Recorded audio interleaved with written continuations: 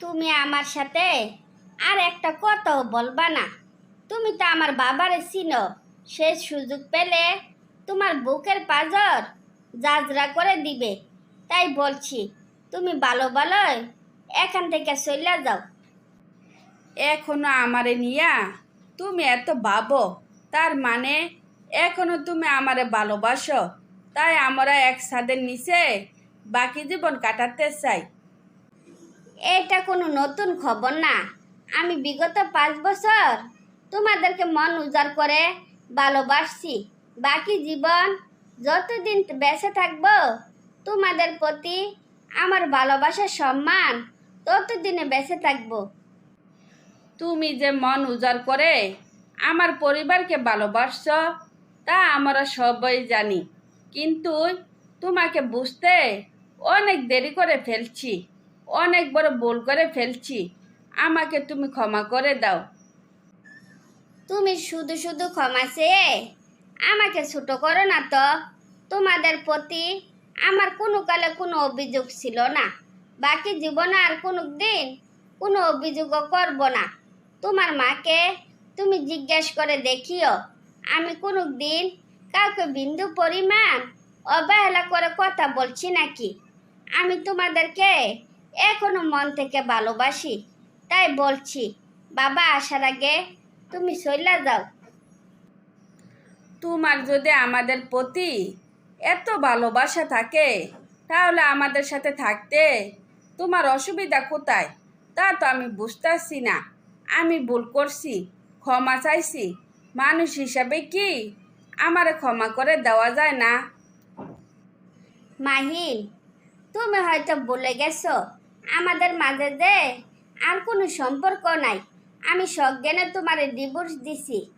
এবার অযথা পাগলামি না কইরা ডিভোর্স পেপারে সাইন করে দিয়ে আমাকে মুক্ত করে দাও, যাতে আমি খোলা আকাশের নিচে প্রাণ ভরে নিঃশ্বাস নিতে পারি।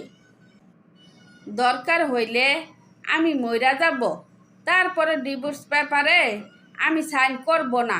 সম্পর্কটাকে এভাবে আমি ঝুলাইয়া রাখবো যাতে তুমি আর কারোর সাথে গড় বাঁধতে না পারো। আমি না হয় কারোর সাথে গড় বাঁধতে পারলাম না, কিন্তু তোমার বেলায় কি হবে তা কি একবার ভাবছো? নিজের জন্য যেটা ভালো মনে হবে তুমি সেটাই করো। এছাড়া তোমাকে আমি আর কিছু বলবো না।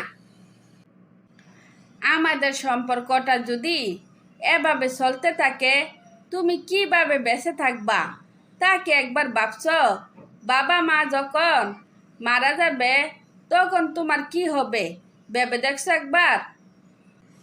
মা বাবা সারা জীবন বেঁচে থাকে না, তা আমি জানি।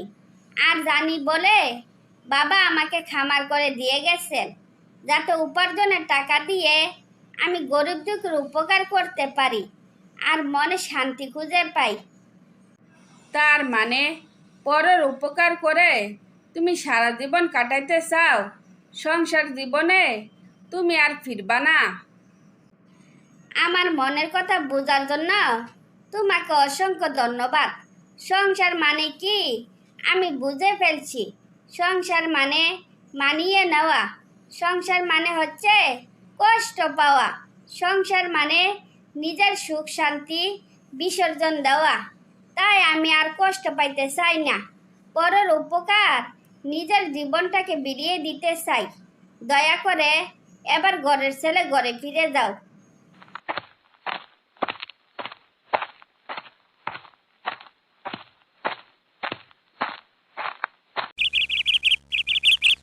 কি রে মাহিন, শুনলাম তুই নাকি খাওয়া দাওয়া ছেড়ে দিছস। এরকম করলে কি তোর জীবন চলবো? আমার জীবন নিয়া আমি আর ভাবি না। আমার জীবন এমনিতে থেমে গেছে।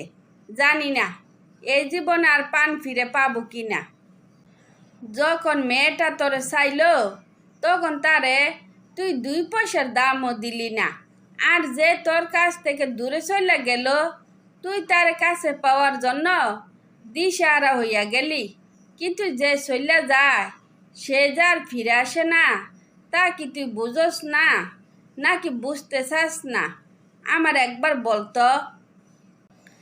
আমি যে তার ডিভোর্স মানি না, তোরা কেন আমার কথা মানতে চাস না?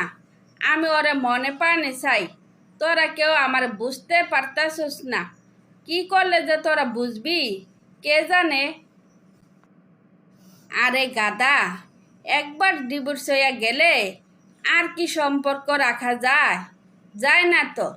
তুই আবার নতুন কইরা অন্য কারোর সাথে জীবন শুরু কর, দেখবি আস্তে আস্তে ওরে তুই বুইল্লা গেছস। মন থেকে যারে আমি ভালোবাসি তার কি চাইলেও বুইল্লা থাকা যায়? যায় না। তাই ওরে মনের ভিতর পুষে রাখতে হইব। আরেকজনরে পাইয়া ওরে কিন্তু ছেড়ে দিলেও হইব না। তুই তো সব সময় তোর কথাই চলস, সব সময় নিজের কথা চলতে নাই, মাঝে মাঝে অন্যের কথা চলতে হয়। যখন বলছিলাম তোর বউ মানুষ হিসাবে অনেক ভালো, ওরে ছেড়ে দিলে ওরে আফসোস করবি, তখনও কিন্তু আমার কথা শুনলি না। এখনো আমার কথা শুনতাছস না, তাই তোর কিচ্ছু বলার নাই। তোর মনে যত কথা আছে বল, আমি মন দিয়ে শুনবো। কিন্তু ওরে বলে যাওয়ার কথা আমার বলবি না। আমার মন জুড়ে ওর বসবাস, চাইলে ওর বুল্লা থাকা সম্ভব না। তার মানে তুই এইভাবে জীবন কাটাইবি? বয়স হইয়া গেলে তখন তোরে কে দেখাশোনা করব? তা কি একবার ভেবে দেখছস? আমার বউ বৃদ্ধাশ্রম করছে, বয়স হইয়া গেলে বাকি জীবনটা আমি ওইখানে কাটাবো। মন বড় ওরে দেখতে পারবো, মনে একটু হইলেও শান্তি পাবো। কি ঠিক বলি নাই? দোস্ত, আজকে তুই যেভাবে মিতালিরে মিস করতাছস, তখন যদি একটু মিস করতি তাহলে এই দিনটা আজকে আর তোরে দেখতে হইতো না। শুন, মানুষ যখন বুঝতে পারে এই জিনিসটা তার জীবনে খুব দামি, তখন সে ওইটার আর পায় না। তখন ওই জিনিসটা হয় খুব দামি, না হয় নিষিদ্ধ, নইলে হয় অন্য কারো। ওই আমার জীবনেও নিষিদ্ধ, তাই আর এই জীবনে ওরা আমি পাইলাম না, তাই বলে ভাবিস না ওরা আমি হারাইয়া ফেলছি। ওই আমার মনের মাঝে আছে, সারা জীবন থাকবে।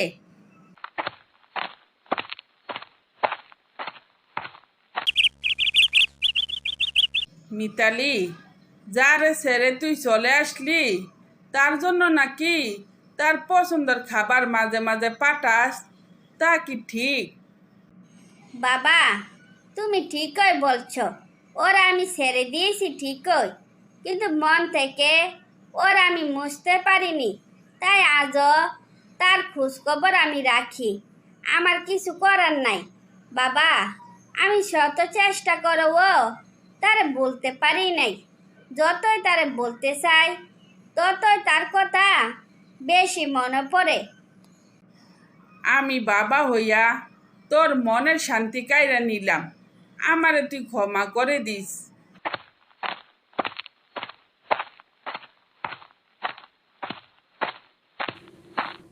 মাহিন, তুই কোনখানে গেলে আমারে বইলা যাইবি না?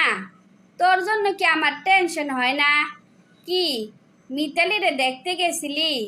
কেমন আছে ওই? ওরে দেখতে গেছিলাম, ওই খুব সুখে আছে মা। ওর সুখ দেখা ওর সাথে কথা বলার সাহস পাই নাই।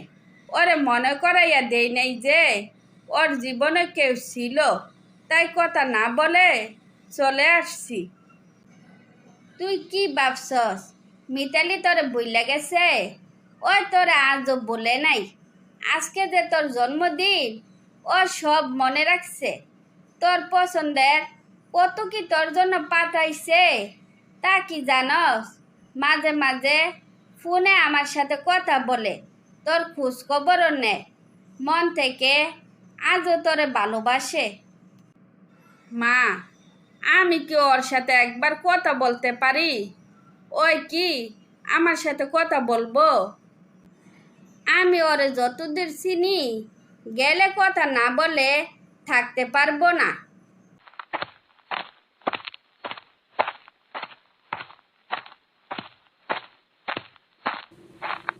নির্লজ্জের মতো আবার আসছি। তোমার সাথে বন্ধুত্বের সম্পর্ক রাখতে চাই, তুমি কি রাখবে? আমার পুরা কপাল, হাজবেন্ড থেকে বন্ধু। ঠিক আছে, বন্ধুত্ব গ্রহণ করলাম, কারণ মন থেকে আজও ভালোবাসি তোমায়। তারপর মাহিন মিতালির বন্ধু হয়ে বাকি জীবন কাটিয়ে দিল।